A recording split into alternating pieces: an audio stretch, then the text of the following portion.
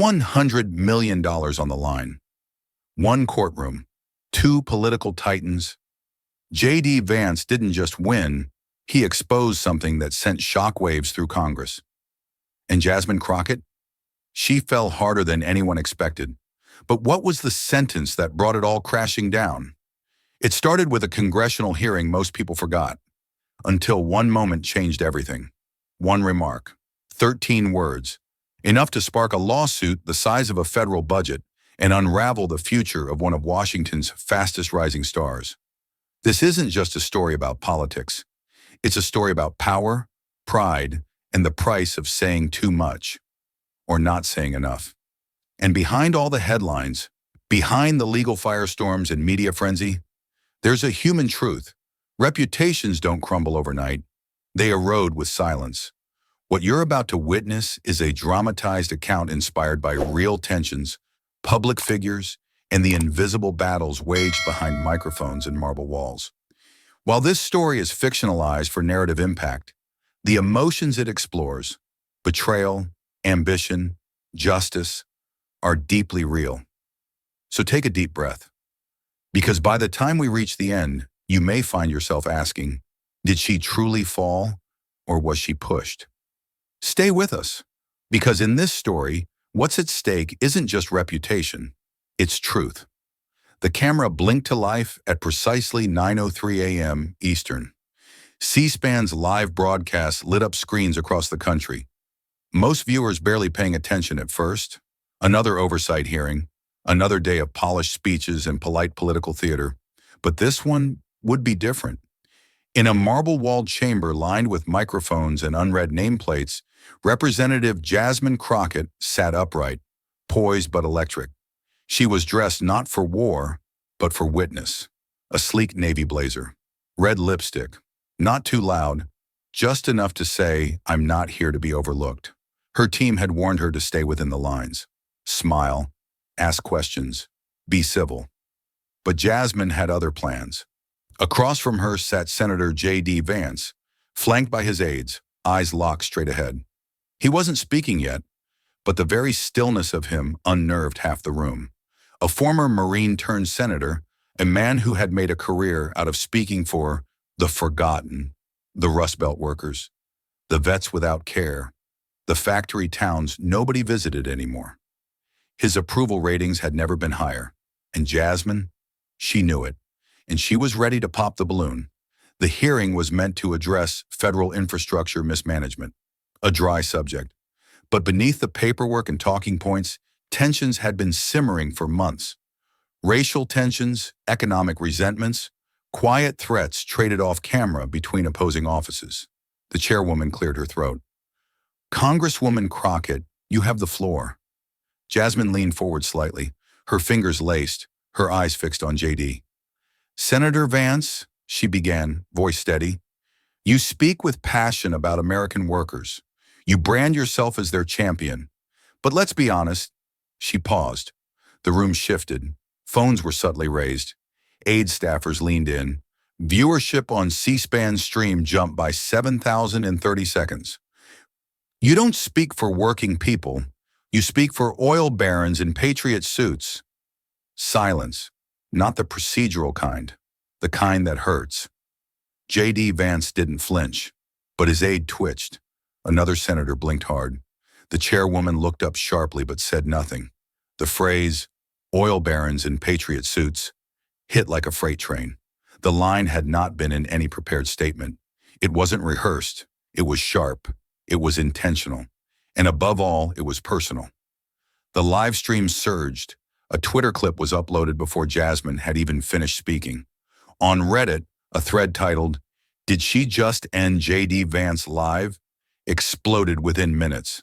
The words were already echoing far beyond the chamber. J.D. Vance looked at her with unnerving calm, then slowly reached for his water glass. He took a sip, set it down, and spoke for the first time in over 40 minutes. "I appreciate the Congresswoman's passion," he said coolly, "but passion untethered from truth is just theater. No rebuttal, no anger, no fire, just steel." But something flickered behind his eyes. Jasmine leaned back in her chair, satisfied. She didn't smile, but inside she believed she had landed the first blow. What she didn't know was that the blow she'd struck would not just bruise a reputation, it would trigger a legal firestorm, split the country down party lines, and reveal a chain of hidden truths no one expected. Within hours, the clip was on every major outlet. By nightfall, JD's team had filed a preliminary notice of legal action, 100 million in damages. And as America clicked replay on Jasmine's 13 words, one question echoed louder than any headline. Was this bravery or a fatal mistake? JD Vance said nothing, not to the press hounding him outside the Capitol, not to the op-eds that began circulating by nightfall, some defending him as a victim of political slander, others mocking him for being too fragile to take a jab. He didn't post a rebuttal on X. He didn't offer a TV interview. He didn't even acknowledge the moment in his next town hall. To the public, it seemed as though he had turned the other cheek.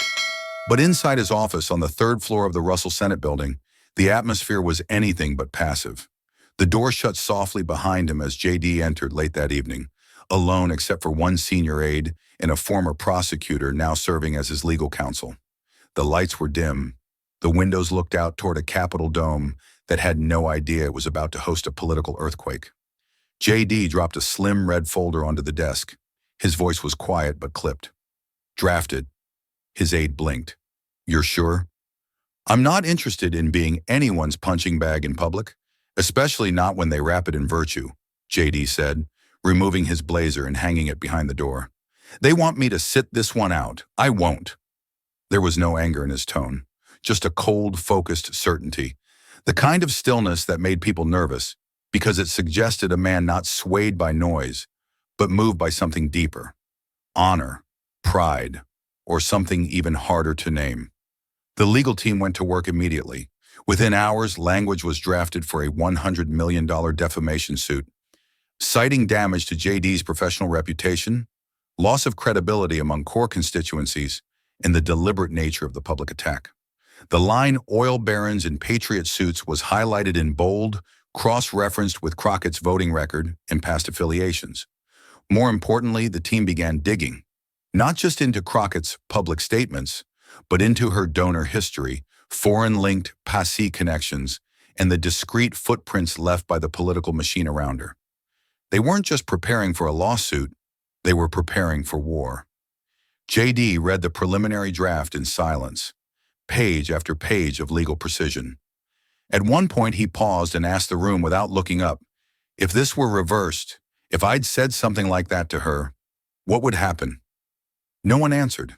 They didn't need to. He signed the authorization at 1:14 a.m., then walked to the window. Below, D.C. was quiet, unaware that a political reckoning had begun, not with shouting, but with silence and signatures. The morning headlines would speculate why J.D. Vance had remained so calm. Some would call it strategy. Others would mock it as cowardice. But they didn't know what was already moving behind the curtain. The silence wasn't surrender. It was the sound of a storm gathering its breath. 3 days after the hearing, J.D. Vance stepped off a modest black SUV into the center of Eaton Hollow, a once proud steel town in southern Ohio that hadn't seen a factory contract in over 15 years. The air smelled faintly of rust and wet pine. The main street, once lined with diners and repair shops, was now a procession of shuttered doors and faded American flags clinging to splintering poles. He wasn't there for cameras. In fact, there weren't any. His team had made sure of that. Word had spread anyway. A group of about 20 locals had gathered by the community center, most of them veterans, their faces weathered not just by time, but by disappointment. They didn't cheer. They didn't clap. They simply stood, back straight, as he approached. J.D. nodded to each of them with the quiet recognition only someone who had walked through their same fire could understand. A few of them he knew by name. Stanford, who'd lost his leg in Fallujah. Rosie, who ran the food pantry after her husband's suicide. Corporal Miller, now nearly blind, but still arriving early to every town meeting with a worn cap and a sharper tongue than most mayors. There was no podium, no microphone, just J.D. standing under a crooked flagpole, where the red, white, and blue still flew, though frayed and one corner torn. He cleared his throat. "I know why you're here," he began, "and I know you've heard what was said about me." A few nods, no comments, just eyes locked on his. "They think this is about image, about ego, about politic," he continued. "But it's not. Not for me, and not for you." He glanced up at the flag above him, fluttering weakly in the early spring wind. "This isn't just about me. It's about who gets to speak for you." His voice didn't rise, but it deepened, anchored by something weightier than pride. "Because when someone stands in front of the whole country and says, 'I speak for oil barons,' what they're really saying is your voice doesn't count. That the people who wore these uniforms, who built these bridges, who stayed in these towns when everyone else left, don't matter." One man, maybe 70, blinked and gave a small instinctive nod. "This lawsuit," JD said plainly, "isn't just to protect my name. It's to defend your dignity. If I let that insult pass, if I pretend it's just politics, then the next one will be worse. And the one after that, louder, meaner. And soon no one's listening to you at all." A long pause. The wind made the flag creak slightly on its rusted pole. "I won't let that happen." He stepped back. There was no applause, but Rosie walked forward and placed her hand briefly on his shoulder. That was enough. As he turned to leave, someone near the edge of the group handed him a small folded flag, creased and weathered, but clean. "It was my dad's," the man said. "Korea. Said to only give it to someone who still remembers what the word honor means." JD held the flag with both hands. "Tell him, I haven't forgotten." As he walked back to the car, the flag still in his grasp, one thought looped quietly in his mind. This fight wasn't born in Washington. It was born here, where silence gets mistaken for surrender. And dignity's long been waiting for a voice. It started with an encrypted email sent at 2:43 a.m. to J.D. Vance's chief of staff. No subject line, no signature, just a 5-word message. She knew where it came from. Attached was a scanned image of a spreadsheet, its top row partially blacked out, its columns labeled innocuously. Donor origin, payment pathway, entity code. It meant nothing at first glance. But the red circles around 2 of the donor entries, one routed through a think tank in Brussels, the other from a DC-based PAC with known foreign lobby affiliations, caught the staff's attention instantly. Within the hour, JD's senior legal aide had launched a discreet internal review. They didn't go to the press. Not yet. Because if this was true, if Jasmine Crockett's campaign had knowingly accepted indirect funds from a foreign-aligned lobbying group, then this wasn't just a defamation defense. It was the opening shot of something much bigger. The team worked quietly, drawing blinds and locking doors. Every name on the document was run through federal registries, lobbying disclosures, and campaign finance databases. The connections weren't overt, but they existed. The Brussels think tank, while presenting as educational, had board members tied to a soft energy conglomerate currently under review by a House subcommittee. The PSC in question had previously funneled money to multiple mid-level progressive campaigns, but this was the first time any of that trail seemed to point toward someone with Jasmine Crockett's reach. Still, this wasn't proof. It was a whisper, a shadow, and in politics, shadows could both destroy and deceive. JD was briefed in his office late that afternoon. He didn't stand, didn't even speak for the first 2 minutes as the findings were laid out on a corkboard. Red threads, blue pins, faces, arrows. "How sure are we?" he asked finally. 50%, said the aide, "but if we dig deeper, there's more. I can feel it." JD exhaled slowly, then looked down at the flag on the corner of his desk, the same one from Eaton Hollow. "If this is real," he said, "it changes everything. And if it's not, then it still tells us who's willing to lie in the dark to protect her." No one in the room said the word treason. It was too early, too loaded, but the air was heavy with it. They needed more, a source, a voice, someone from inside her campaign. And that's when the second message arrived, this time from a burner phone left at the front desk of JD's Senate office. No ID. Just a note slipped inside. "She was warned, more than once. I can prove it. Meet me off record." There was no name, only a time and a location. 9 p.m. Top-level garage, 1410 Independence Avenue. JD's staff debated for an hour. It could be bait, a trap, or it could be the first real breach in the wall Jasmine Crockett had built around herself. He made the call. "We go," he said, "but we go quietly." As he left his office under cover of dusk, the halls around him emptying into the quiet of a Wednesday night, JD didn't carry anger in his step. He carried something heavier, certainty without celebration. He didn't want to burn her down, but if someone had built her career on false ground and weaponized that foundation to strike him down, then the truth would not come gently. It would come like fire in the bones of the machine. Room 416 of the Belford Inn was dimly lit, the curtains drawn, the hallway outside silent except for the low hum of an ice machine down the hall. JD Vance didn't come alone. His legal counsel waited by the door, but only he stepped inside. She was already there. The woman sat near the edge of the bed, coat still on, hands folded tightly on her lap like a schoolgirl waiting for detention to end. Her hair was pulled back. Her ID badge was gone, but JD recognized her.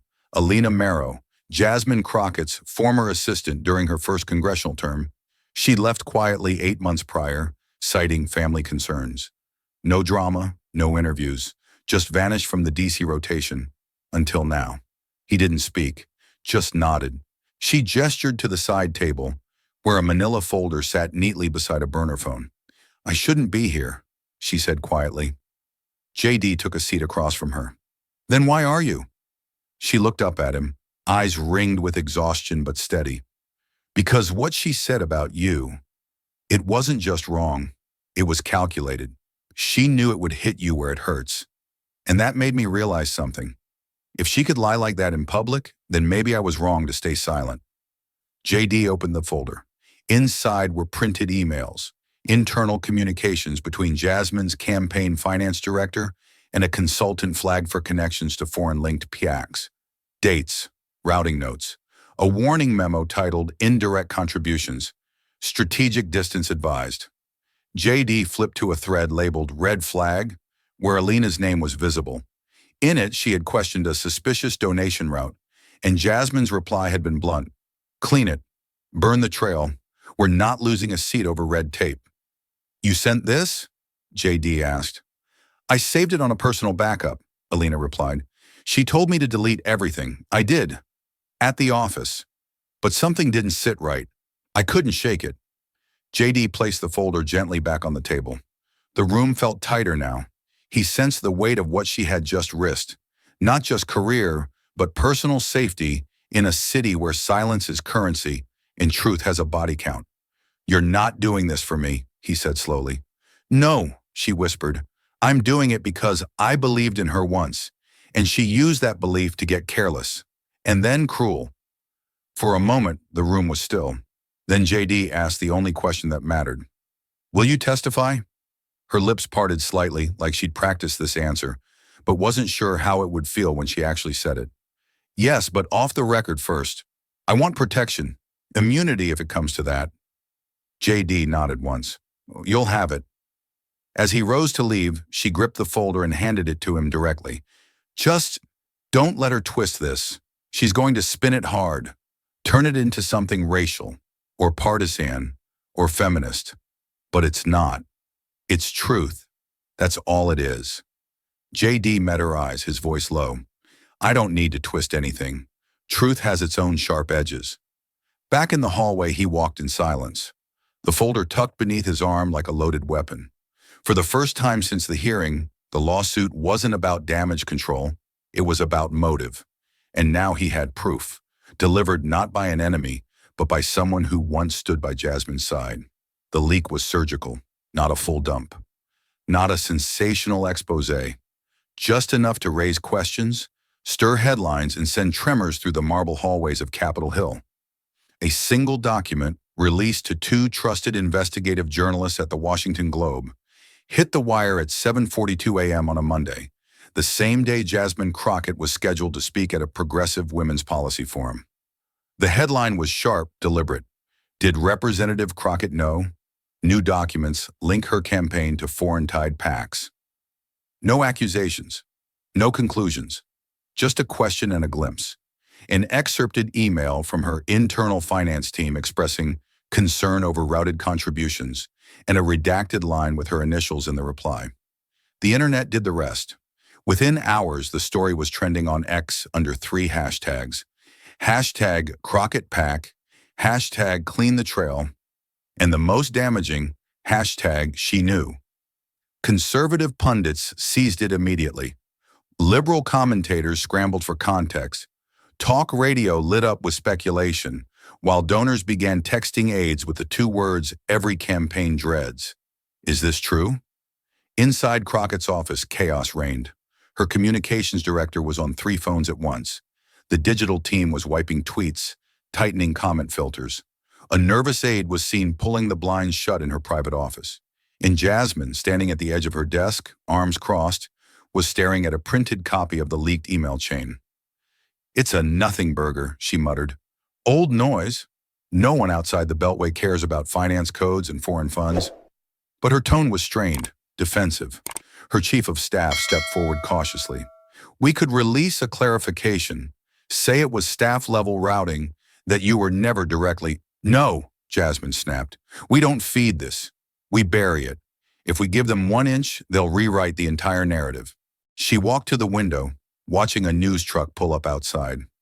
This is just J.D. Vance doing what he always does, playing victim and hiding behind patriotism.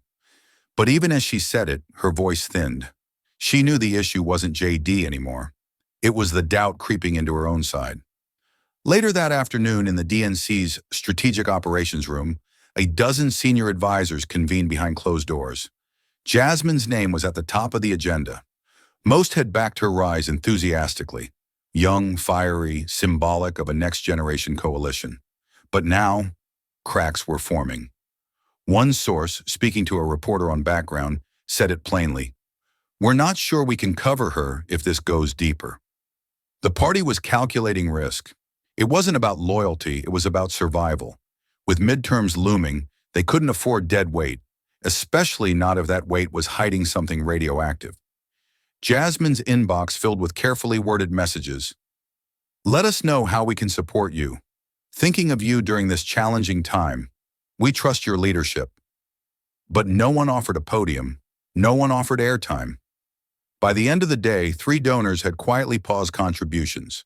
1 PAC rescinded a scheduled endorsement, and the policy forum she was meant to headline issued a last-minute agenda change that replaced her with a less controversial speaker.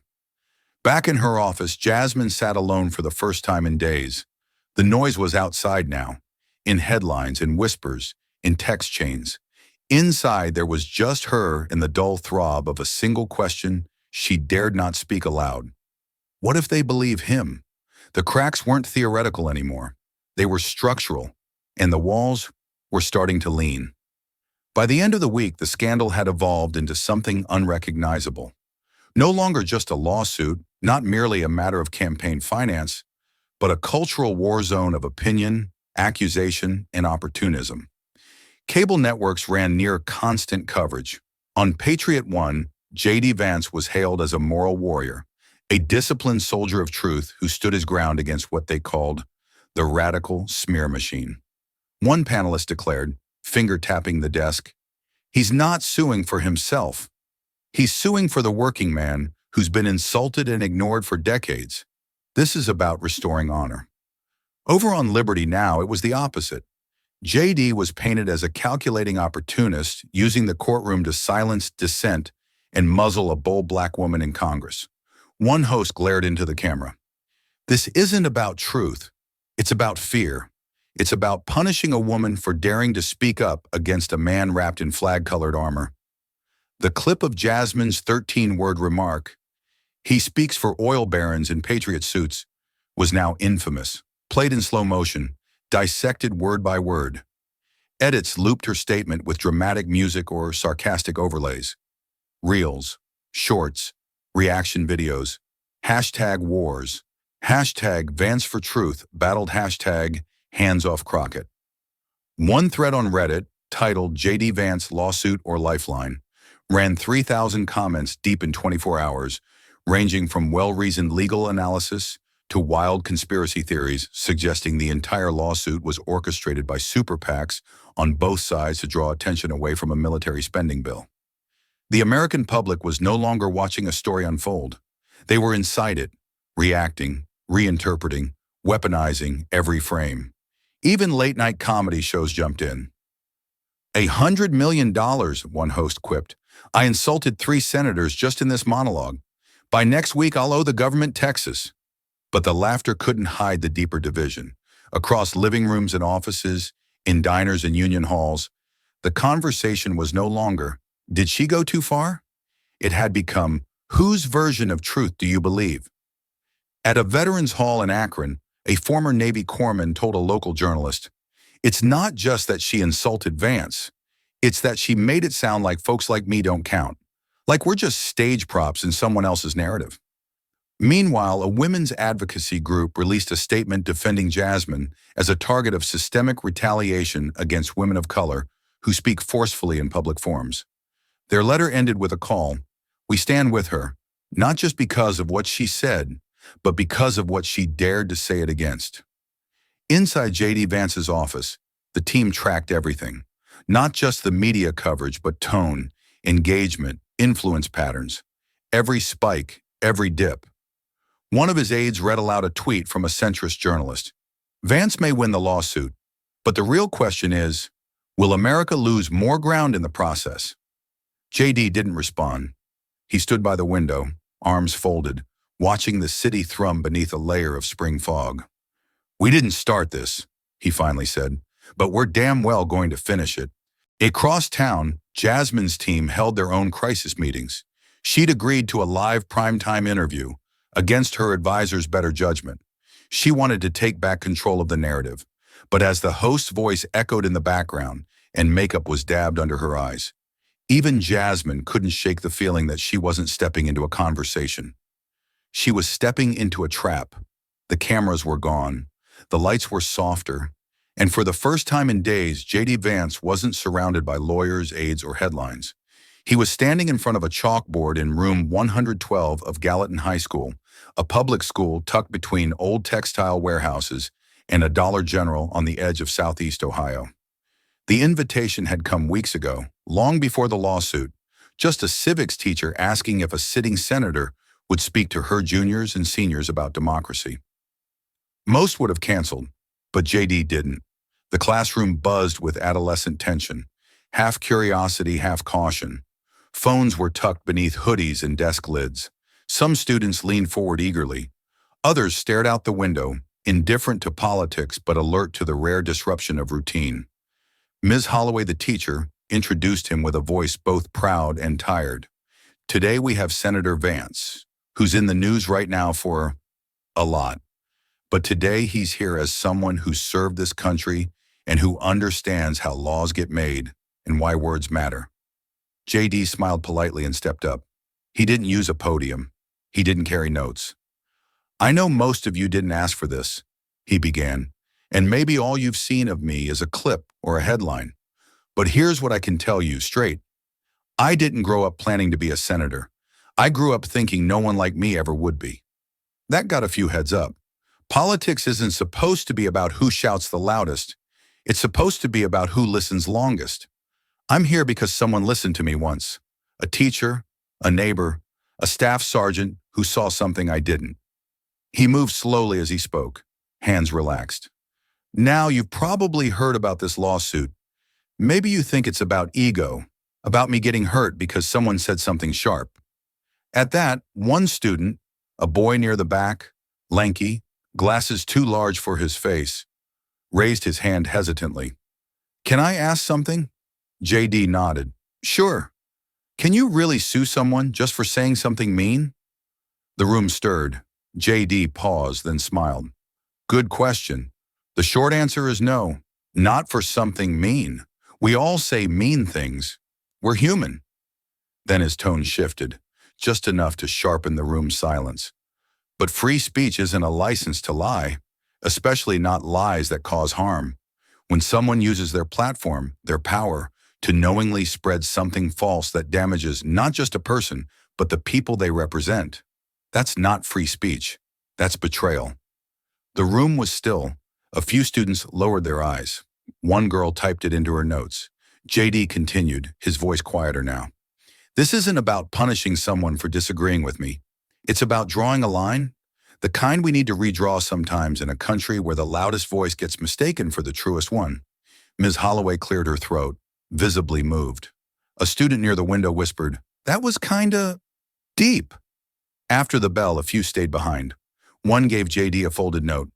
"Thanks for not talking down to us." Later that evening, a clip from the class, posted by Ms. Holloway, began circulating online. Not flashy, no edits, just his voice and the question that sparked it. The caption read, "Free speech is sacred, but lies that cost lives, that's betrayal." It was quiet, but it traveled. And as the courtroom drama grew louder, this clip, grainy, honest, unscripted, became something else. A reminder that some things still matter beyond the spin. The fluorescent lights of the Lincoln Grove Community Hall flickered faintly overhead as folding chairs scraped against tiled floors. It was a modest venue, seated just over 100, but it was packed, shoulder to shoulder with supporters, activists, volunteers, and cameras from 3 local affiliates. The air buzzed with tension, the kind that only comes when a fighter steps back into the ring bruised, but not broken. Jasmine Crockett stood behind a slim black podium, gripping its edge just a little too tightly. Her hair was immaculate, her blazer crisp, her lipstick bold, but her eyes betrayed a flicker of weariness beneath the forceful exterior. She didn't open with pleasantries. She didn't thank the crowd for coming.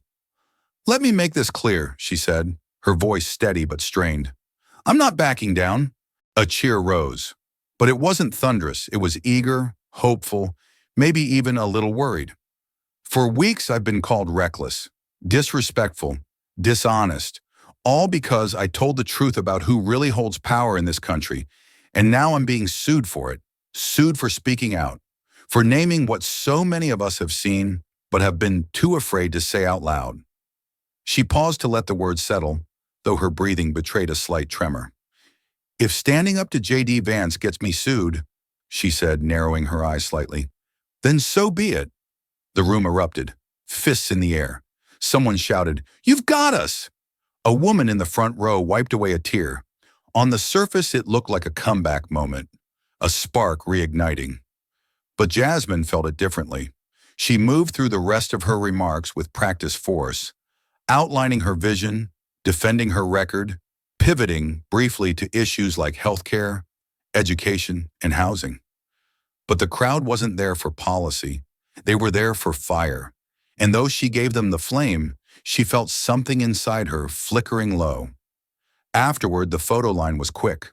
Some handshakes, a few selfies, a firm pat on the back from an older activist who whispered, "Don't let them silence you." Jasmine nodded, but she was already half-turned toward the door. She slipped out the side exit with her driver, declining the press scrum. The sun had set. The air was heavier now, weighed down by heat and silence. As she slid into the back seat of her parked car, her hands shook slightly. She exhaled slowly, reaching into her purse and pulling out a folded note card. Creased, dog-eared, familiar. It was a quote her mother had once handwritten and tucked into her college bag years ago. "Speak the truth, even if your voice shakes."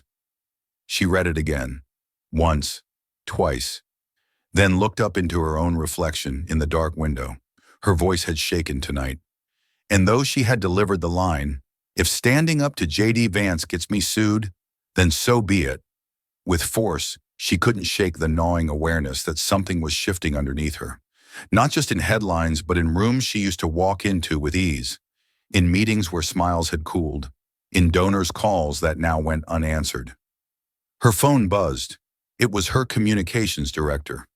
"You're trending again, mostly positive, but we need to get ahead of the next drop." She put the phone down. She didn't want to talk about the next drop. She wanted a moment, just one, where this didn't feel like a performance to be preserved, but a conviction to be carried. Even if the weight of it was starting to pull her under. Outside, cameras still waited by the main entrance. But inside that car, Jasmine Crockett wasn't striking back anymore. She was bracing. The filing hit the court registry at 8:02 a.m. sharp. It was a Monday, overcast. The kind of morning that felt too quiet before a storm. But inside the political world, the thunder had already begun. J.D. Vance's legal team submitted a 36-page affidavit, backed by supplemental exhibits that would soon send shockwaves through the Capitol. At its center, a sworn statement from Alina Merrow, former assistant to Jasmine Crockett, who now stood as the first insider willing to testify under oath that Crockett had known about the foreign-linked donations and had instructed her team to erase the trail. No longer rumor, no longer suggestion. This was declaration, signed, notarized, entered into the court of record. The affidavit contained 4 damning components: direct testimony that Jasmine had been warned about specific routed funds through a DC-based passee with indirect ties to an international lobbying group.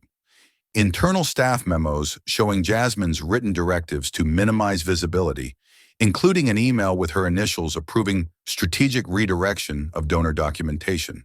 An audio file recorded during a closed campaign strategy meeting in which Jasmine could be heard saying, "We're not getting caught up in paperwork drama. If it's shady, it doesn't go on paper." Her tone was confident, almost flippant, but now it echoed like a loaded gun. Encrypted receipts, decrypted and traced, showing donation paths flagged by JD's forensic finance consultant. While legally murky, the patterns, combined with testimony, began to sketch a picture that was harder and harder to explain away. By mid-morning, the document was already in the hands of 3 major political reporters. It hadn't been leaked casually. It had been made available through public record, as if JD's team wanted to signal full transparency. The headlines adjusted accordingly. Affidavit alleges Crockett directed staff to conceal foreign-linked donations. Audio emerges in Vance lawsuit, it doesn't go on paper. Social media exploded, again. And this time the tone was different. There were fewer memes, fewer defenses. The jokes slowed, because this wasn't about interpretation anymore. This was about evidence. Inside Jasmine's office, her legal team pored over the affidavit in silence. No one spoke for almost 10 minutes. Aides glanced at one another, waiting for her reaction. She didn't throw anything. She didn't yell. Instead, she stood slowly, walked to the window and stared out at the flag waving above the Capitol dome. "Who leaked it to them?" she asked finally. "No one had to," her counsel replied. "It's public record now." She turned. Her voice was flat. "The audio," a pause, then a nod. She exhaled through her nose and whispered, more to herself than anyone in the room. "That damn staff meeting." The room held still. "What do we do now?" one aide asked.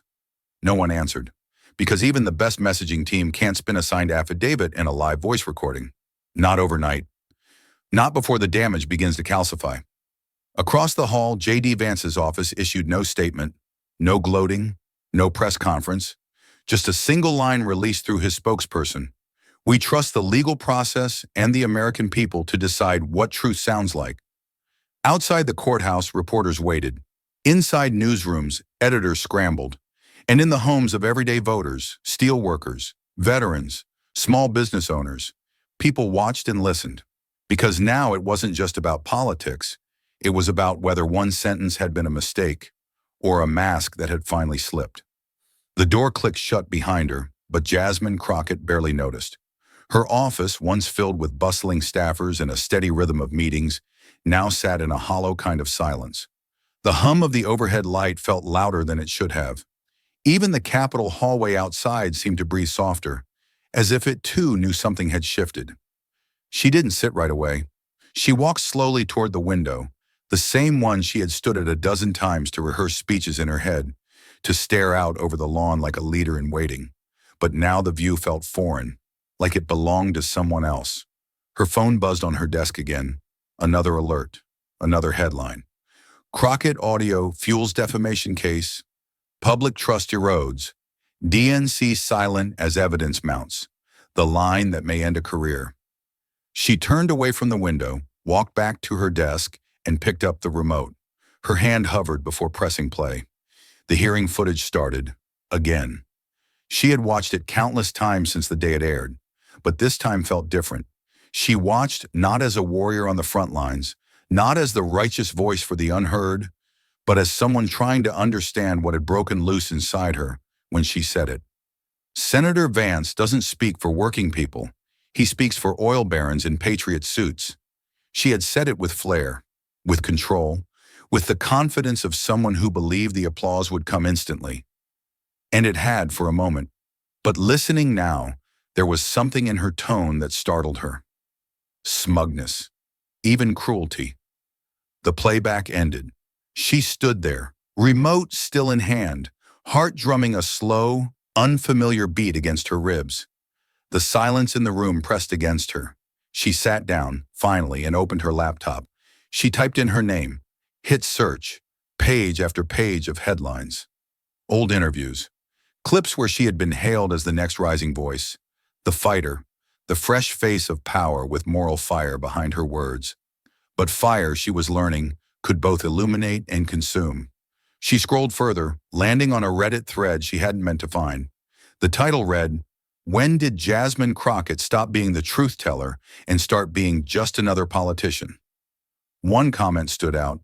"I believed her, but now it all feels like theater." She didn't click away. She stared, because somewhere beneath the defensiveness and the outrage, a small voice had started whispering, one she had tried to bury under press releases and defiant soundbites. What if they're not entirely wrong? For the first time in days, she didn't reach for her talking points. She didn't message her team. She didn't practice a line or rehearse a rebuttal. She just sat and didn't speak, not even to herself. Across the room, the mirror above her office credenza reflected her back at her desk, perfectly still, lips pressed together, jaw tight, eyes uncertain. In the background, the muted television replayed the news. But in that reflection, it wasn't a headline she saw. It was a woman confronting her own silence for the very first time. It was nearly 10 p.m., and the lights in the VA hospital parking lot cast long shadows across the pavement. A few cars remained. The last family had just exited through the automatic doors with a discharge folder and a tired smile. The night was quiet, almost too quiet for Washington. J.D. Vance stood alone, leaning against a concrete barrier near the edge of the flagpole. He wasn't checking his phone. He wasn't reviewing notes. His hands were in his coat pockets, his posture relaxed. But his eyes held a stillness that suggested something deeper, a kind of silence that came only when you knew the next words you spoke might be heard for years.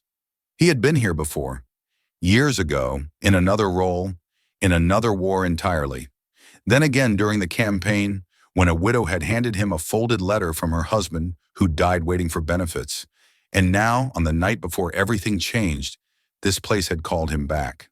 The doors slid open behind him with a quiet hiss. A nurse in scrubs stepped out, walking to her car, keys jangling. She noticed him under the floodlight. "Senator Vance?" He turned. "Evening." She looked at him for a second, then smiled. "You nervous? Big day tomorrow, right?" He thought for a moment, then shook his head lightly. "Not for me," he said. "For the truth. It's been waiting too long." She tilted her head, studying him, not as a politician, but as a man. Then she nodded once, without a word, and got into her car. The silence returned. J.D. walked slowly toward the front entrance, past the garden planted by volunteers, past the worn bronze plaque honoring all who served with dignity. He stopped near the bench where he had once sat with a father who'd lost 2 sons to war and a wife to medical debt. He didn't need to rehearse his testimony. The truth, he believed, didn't need polish, just presence. The lawsuit had never been about image, no matter what the pundits claimed. It wasn't about political theater or scoring points with the base. It wasn't even really about Jasmine Crockett. It was about a question that had sat inside him like a weight for too long. If someone lies about who you are in front of the entire country and you say nothing, does that lie become the truth? He didn't know what the jury would decide. He didn't know how the press would spin it, but he knew this much. He had done everything he could to let the facts speak. Tomorrow he would walk into that courtroom not as a symbol, not as a senator, but as a man asking the country to remember what it once valued: honor, responsibility, and the idea that words have consequences. His phone buzzed, but he didn't check it. Instead, he stepped forward, rested his hand on the cool flagpole, and closed his eyes for a brief moment. Not to pray, not to strategize, but simply to listen, to the quiet, to the absence of noise, to the sound of a moment finally arriving. Then, without a word, he turned back toward the sidewalk and began the walk to his car. The trial would begin at 9 a.m. But the truth? It had already started speaking. The courthouse steps weren't lined with supporters. There was no rally, no banners, no coordinated cheers. Just a steady drizzle falling from a colorless sky and the hum of distant traffic. It was a Monday that felt like a pause in time. Gray, heavy, waiting. J.D. Vance arrived at 8:11 a.m., 20 minutes ahead of schedule. He exited the black sedan without assistance, no entourage, no staff shielding him from the press. He carried only a single worn leather folder tucked under one arm and an umbrella in the other hand. Photographers clicked automatically. Some called out his name. He nodded but didn't speak. The only sound was the soft tap of his shoes against wet pavement and the flap of the flag overhead, half-mast for another event entirely. Inside the courthouse, the energy was different. Reporters milled behind velvet ropes. Legal analysts whispered predictions. And in the gallery, citizens who had come not as activists, but as observers, settled into the polished wooden benches. Some were there to see Crockett fall, others to see Vance exposed. Most, though, were there for something simpler, to see what truth might actually look like when forced to speak aloud. J.D. sat at the plaintiff's table. His legal team flanked him, their documents neatly stacked, their expressions unreadable. Across the aisle, Jasmine Crockett entered 5 minutes later. Designer coat, sharp heels, jaw clenched. The room buzzed faintly at her arrival, though she didn't look left or right. Judge Wallace entered at 9:01. The courtroom rose. Then it began. The clerk read the case title. Opening remarks were invited. J.D. stood before his counsel, could. He approached the podium without looking at the gallery. No notepad, no statement in hand. Just the old leather folder, still unopened, resting at the table behind him. Your Honor, he began, voice low but clear. This isn't revenge. A pause. A few pens stopped scribbling. This is remembrance. He glanced slowly at the jury. Not to intimidate, but to connect.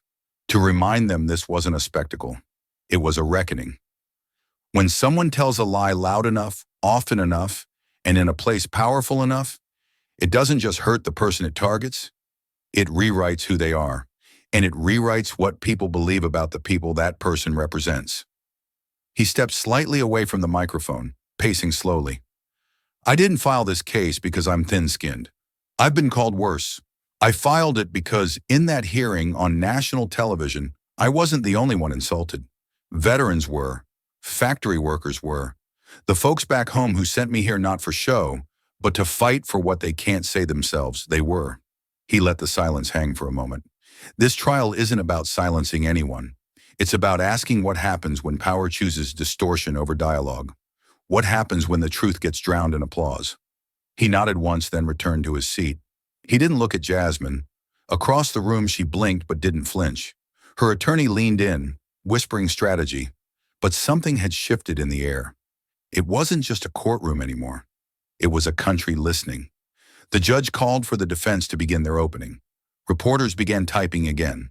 The jury scribbled notes, and J.D., folding his hands over the unopened folder, leaned back quietly.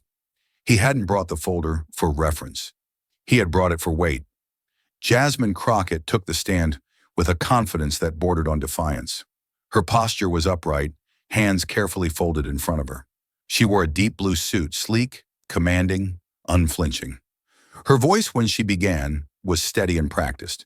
She answered direct examination questions with calm precision, reaffirming her dedication to public service, her commitment to transparency, and her insistence that the hearing comment was political critique, not personal attack. The jury listened, pens dancing. The press gallery took notes, careful to capture her poise, her restraint.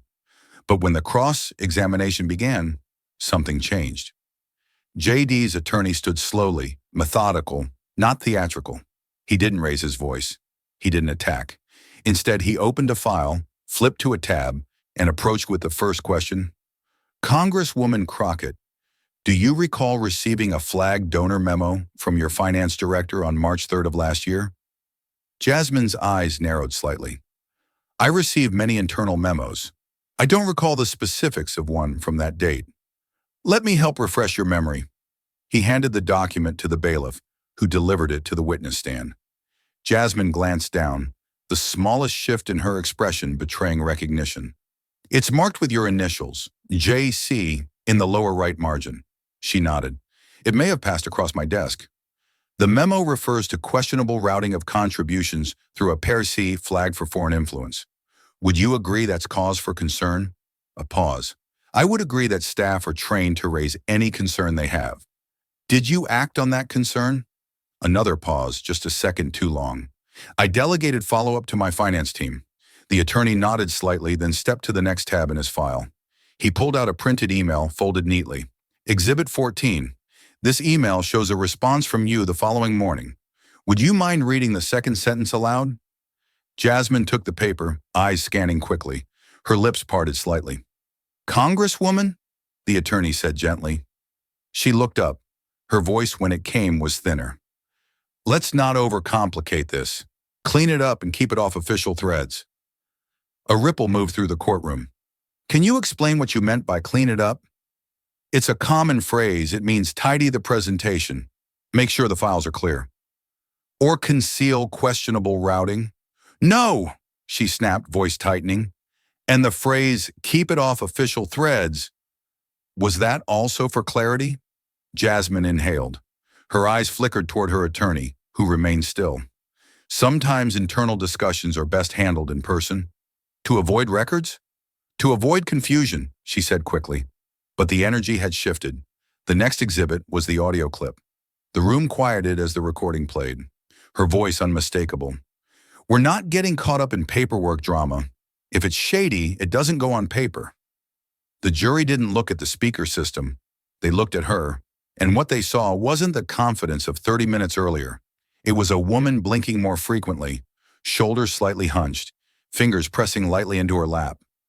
The attorney didn't press further. He didn't need to. Silence was doing the work.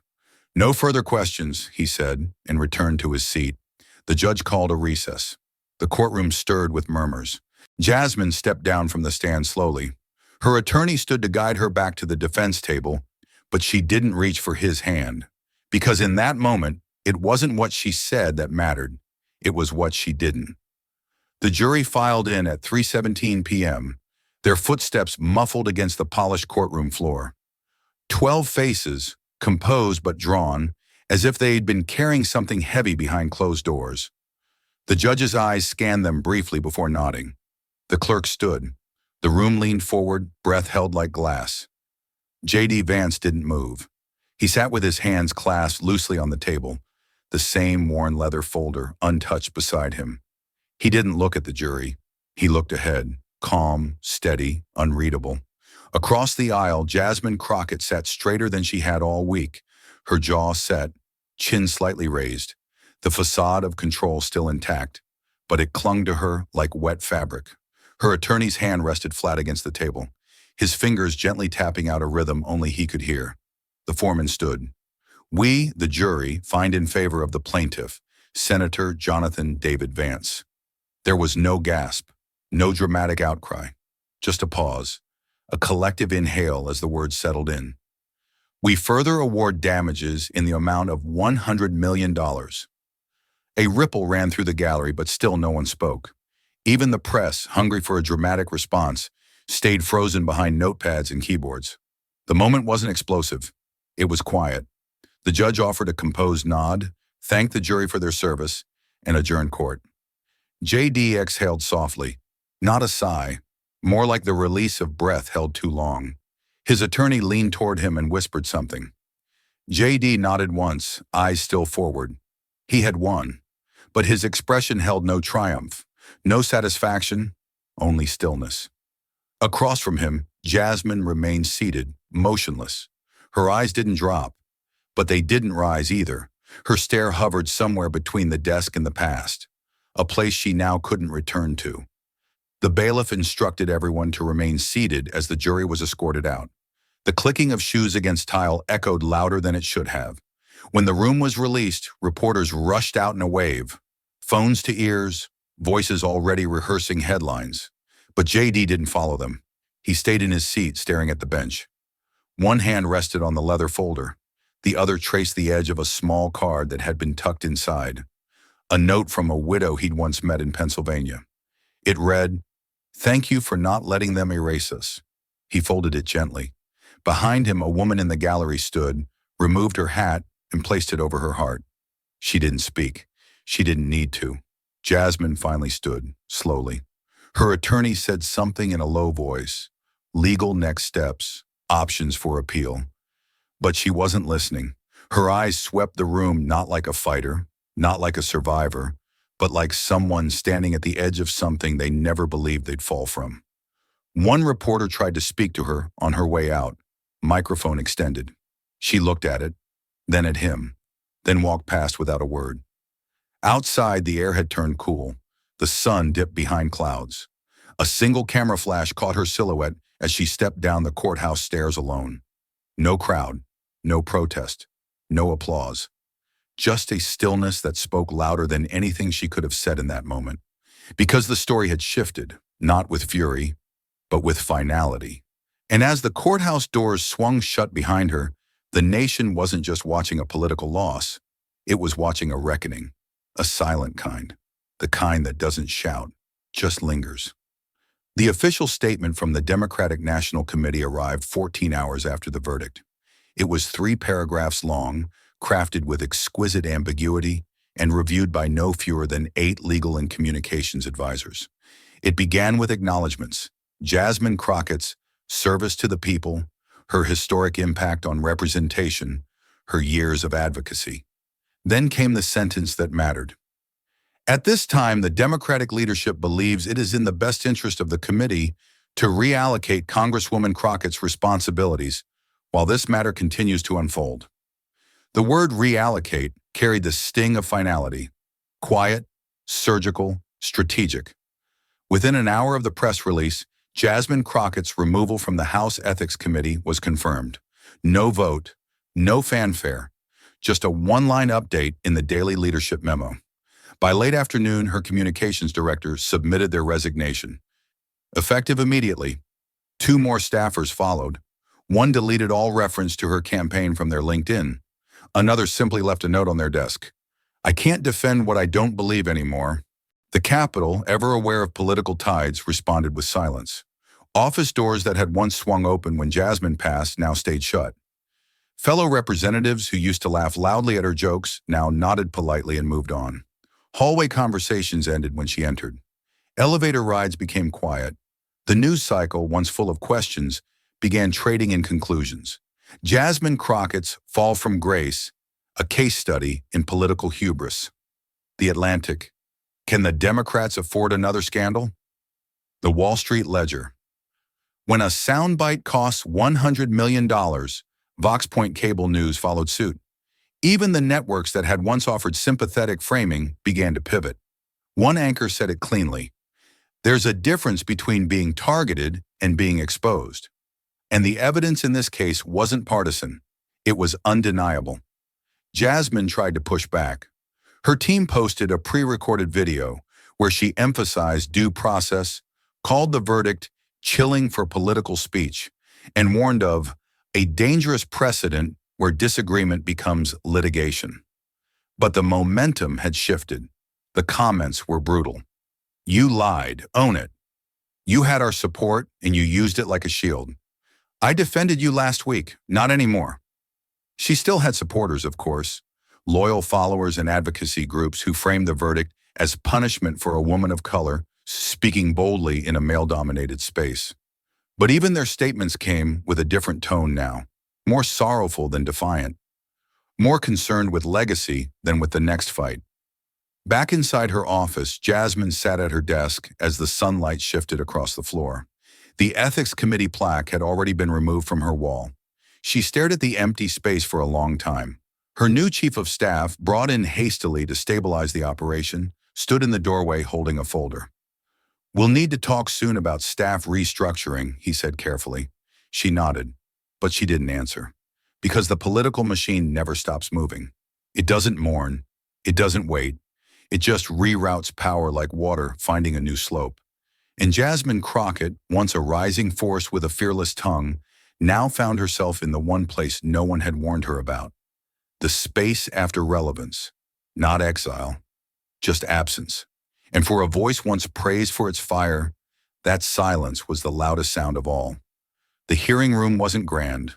No marble columns, no press risers, no echoing microphones. Just gray walls, a heavy wood table, and 9 members seated in a horseshoe. The Congressional Ethics Subcommittee convened at 7:45 a.m. sharp. Jasmine was already inside. She hadn't slept. The night before, she tried to rehearse what she might say if given the chance. Something brave, maybe even contrite, but not pleading. She had once been a firebrand in that very room. Today, she was barely an ember. Each member had received the same sealed packet, a summary of the federal verdict, the affidavit exhibits, the assistant's sworn testimony, and a memo from House counsel. The contents left little room for spin. Even so, the chair opened with the ritual words, "We are here to weigh questions of conduct and credibility, not ideology." The first motion came swiftly, to recommend formal suspension from all committee roles pending further disciplinary review. No debate, just paper sliding, pen scratching, and a quiet clerk collecting votes one by one. When the final tally was read aloud, there was no gasp, no head turns, just the cold clarity of consequence. 8 votes for suspension, 1 against. The lone no came from Representative Gutierrez of Arizona, a longtime ally. He didn't speak, just looked at Jasmine, then looked down. There would be no celebration in dissent. Jasmine nodded once, barely perceptible. A kind of thank you that was more habit than hope. The chair offered her the option to speak. She declined. Her phone, face up beside her, hadn't buzzed once. Not a single text, no call from leadership, no signal that anyone still wanted her voice at the center of anything. Just a blank screen that seemed to reflect back everything she no longer was. As the session adjourned, no one stood to shake her hand. She gathered her things slowly, as if dragging out each moment might hold the collapse at bay. When she stepped into the hallway, the corridor was empty. Reporters weren't allowed near the room during confidential proceedings. There were no cameras, no chants, no allies waiting to spin the result. Only a Capitol staffer escort waiting silently near the stairwell. "There's a side exit available, Congresswoman," he said gently. She didn't correct him. She wouldn't be a congresswoman for much longer. Not in any real way. They walked in silence.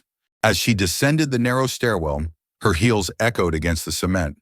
The sound felt too loud, like she was disturbing something that didn't want to be disturbed anymore. At the bottom, the door opened to a quiet loading dock, the kind usually used for deliveries. Her car was already waiting. Aides used to hold umbrellas over her. Now she opened her own door, and as the engine started, she looked back once. Not at the building, but at the closed door. Not slammed, just shut. That was the thing no one tells you about political death. It doesn't always come with headlines or handcuffs. Sometimes it arrives quietly, efficiently, with a majority vote and no one to text you afterward. Inside the car, she closed her eyes. She wasn't grieving her reputation, not yet. She was still trying to understand something deeper. What it meant to lose your platform, not because they took it, but because you overplayed it. Morning broke in D.C. without thunder.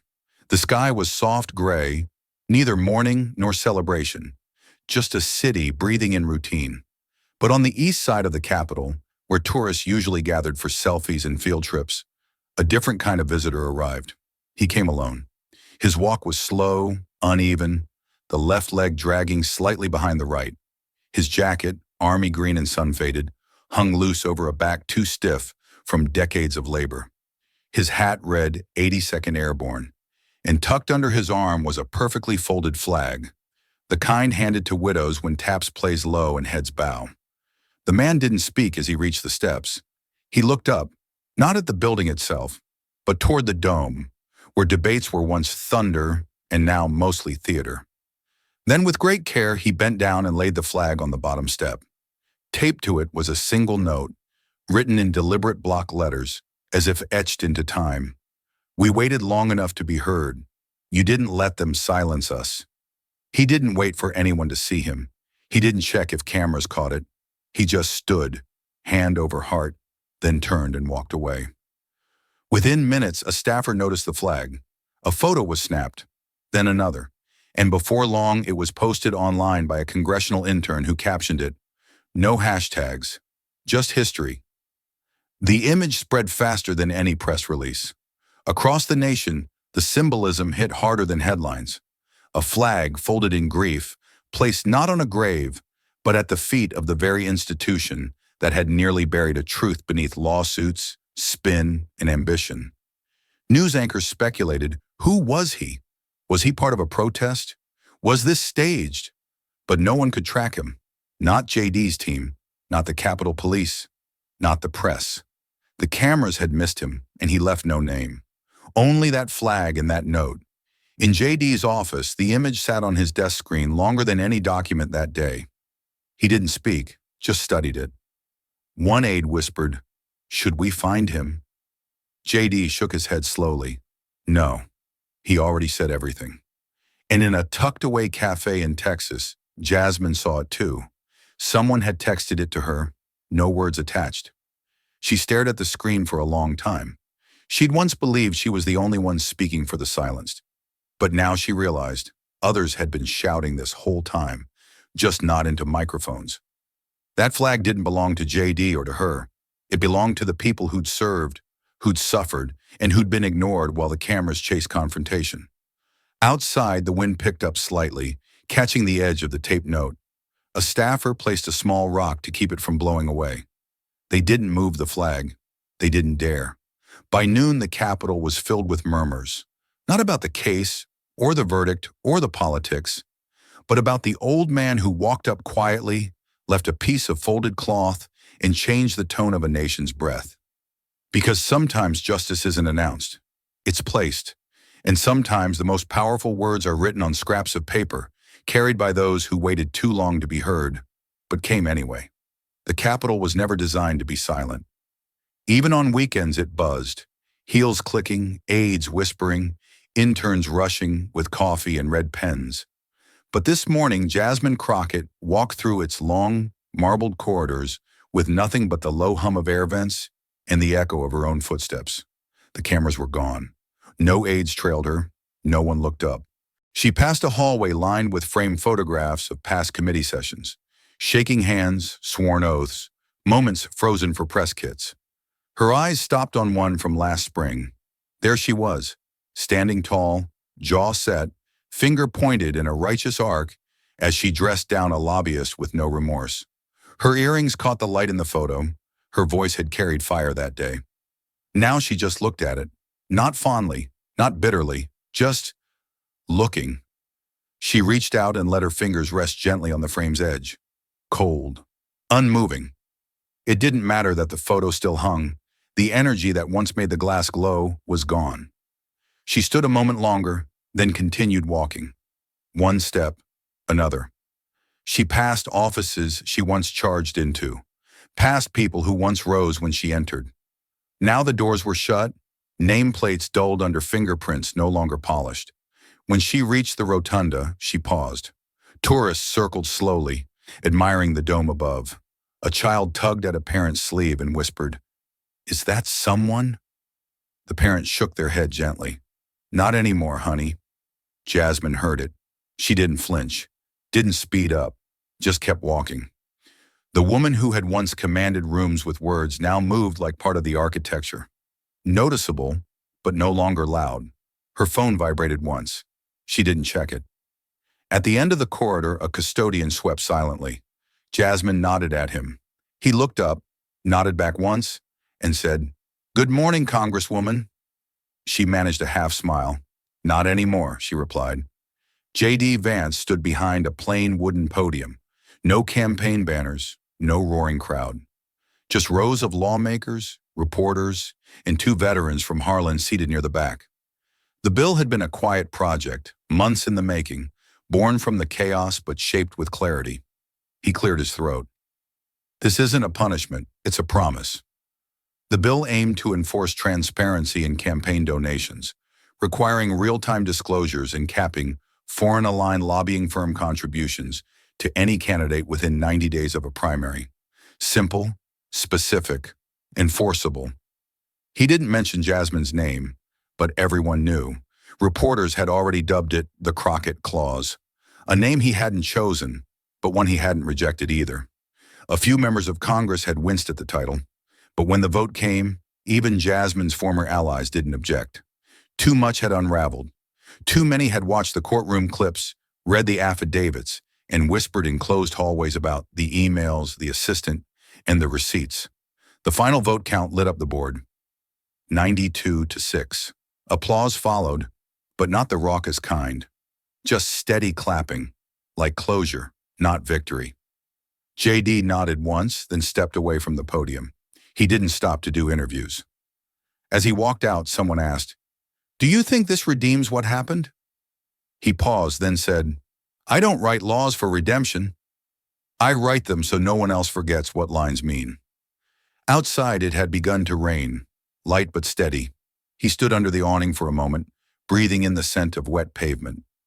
Inside the chamber, a young staffer updated the official bill title, Bill 287, the Campaign Integrity Reform Act, informally known as the Crockett Clause. It would go into effect immediately. The cafe wasn't far from the Capitol, but it felt like a different city. Just a corner spot with chipped tiles and music too low to recognize. Jasmine sat in the farthest booth, hood up, sunglasses on, fingers wrapped around a lukewarm cup of decaf. She hadn't touched it in 20 minutes. She didn't come here for coffee. She came here to disappear in plain sight. The barista recognized her but said nothing. Jasmine had tipped him generously the first time, then kept coming back, quietly, alone, every morning this week. Today, though, something shifted. A mother entered with a young boy, maybe 7 or 8. They sat across the room near the window. The boy kept glancing at Jasmine, puzzled. Finally, curiosity won. He slid out of his seat and walked over, polite but direct. "Excuse me," he said. "You used to be on TV, right?" Jasmine lowered her glasses. Her eyes met his, clear, still, maybe even tired. She smiled gently. "That's when I forgot who I was speaking for," she said. The boy blinked, didn't quite understand, but smiled back anyway. "Okay," he said, and returned to his mother, satisfied with her answer. Jasmine turned back to her cup, still warm, still untouched. Across the cafe, the muted television flickered with closed captions. J.D. Vance appeared, standing at a town hall podium in rural Kentucky, surrounded by folding chairs and homemade signs. The camera zoomed in as he said, "We don't win by shouting louder. We win by outlasting the noise." The room applauded. Jasmine watched, not with resentment, but recognition. He had outlasted, and maybe she had shouted too long. A waitress approached with a refill pot. "You good, ma'am?" Jasmine looked up, then slowly nodded. "Yeah, I think I finally am." She didn't touch her phone, didn't scroll headlines, didn't check who was trending. Outside the window, the Capitol dome was just barely visible above the row of trees. She took one last sip, left a tip, and walked out with her hands in her pockets. No cameras, no questions, only quiet. And in that quiet, for the first time in months, Jasmine Crockett let herself be still. This story isn't just about courtroom victories or political downfalls. It's about the cost of forgetting who we speak for. Both JD and Jasmine stood for something once, but where one chose silence to protect truth, the other confused volume for vision. In the end, legacy doesn't cling to titles or trending moments. It lingers in quiet acts of responsibility. We're reminded that real leadership isn't loud. It lasts, it remembers, and sometimes it lets go. Question for you. Have you ever realized, too late or just in time, that you'd stopped speaking for the people who mattered most? If so, what did you do next? If this story touches you, don't let it stop here. Like, share, and subscribe to JD Stories, where every voice matters and every story echoes far beyond the screen.